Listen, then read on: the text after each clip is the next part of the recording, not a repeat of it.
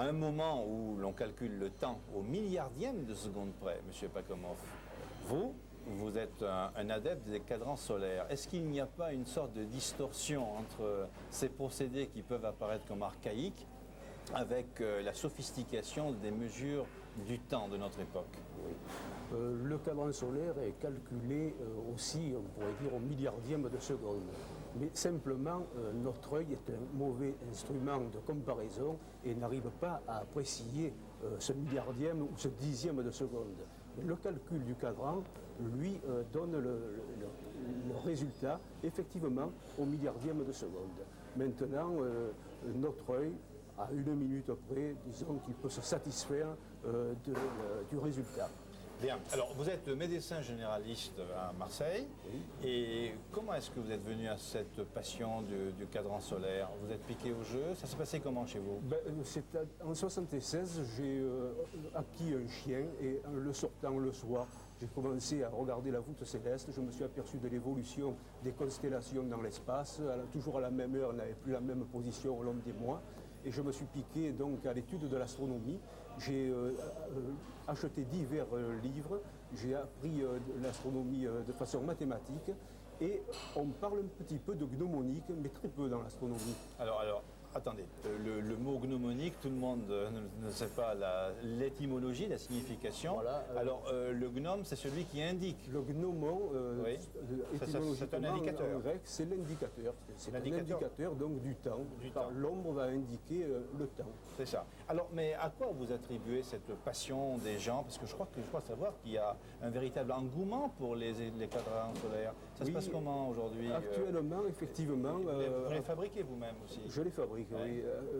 Il y a eu pas mal d'années où les cadrans sont tombés un peu en désuétude, mais actuellement, on assiste à une renaissance de cette envie et de cette passion du cadran. Et une passion qui remonte à des millénaires.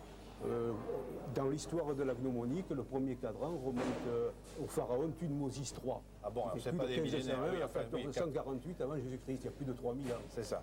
C'est ça. Et donc, c'est toujours cette angoisse de l'homme par rapport au temps qui passe aussi. Effectivement, on peut le voir comme ça, oui, une certaine angoisse de la vie, de la mort, voilà. Bien, alors, d'un point de vue plus concret et plus pragmatique, vous mettez combien de temps pour fabriquer un cadran solaire? Eh bien, le cadran demande une cinquantaine d'heures de travail, environ 2 à 3 heures de calcul grâce à l'ordinateur, heureusement. Hein. Et ensuite, il y a la gravure du cadran, le dessin, la gravure et la peinture du cadran. Bon, parce qu'il y a certains cadrans, moi j'ai vu des photos qui sont très belles, ce sont des véritables chefs-d'œuvre, la peinture, de l'ornementation, de la décoration. Oui. Je progresse régulièrement, je me suis procuré des dessins de signes du zodiaque chez une tatoueuse du boulevard de la Libération, qui gentiment m'a donné ses dessins, ce qui fait très joli dans le cadran, je dois le reconnaître. Bon, est-ce que ce n'est pas une passion qui est spécifique à notre région, qui est très ensoleillée? Bien, justement, il n'y en a pas tellement dans notre région. Il y en a dans les Alpes-Maritimes. Je peux dire, là, c'est le paradis des cadrans solaires. Coarraze, je pense à Coarraze, où il y a le célèbre cadran de Jean Cocteau. Je pense à Sophia Antipolis, où il y a un très beau cadran horizontal métallique qui a été conçu par un ingénieur des mines, qui a gagné un concours d'ailleurs il y a une 10-15 ans. Il y a un très beau cadran à Carcassonne, à la cité de Carcassonne, qui a été fait par M. Rohr.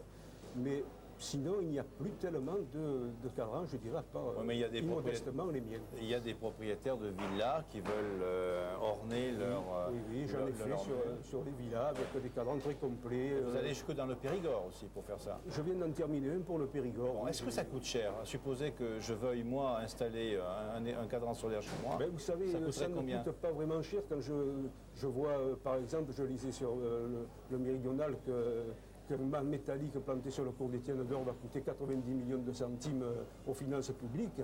Vu le travail et la somme de connaissances que demande un cadran solaire, si je demande, je ne les demande pas, parce que je les fais pour des amis actuellement, mais si on me demandait 5 à 10 000 francs pour un cadran solaire, je pense que ce serait vraiment peu payé.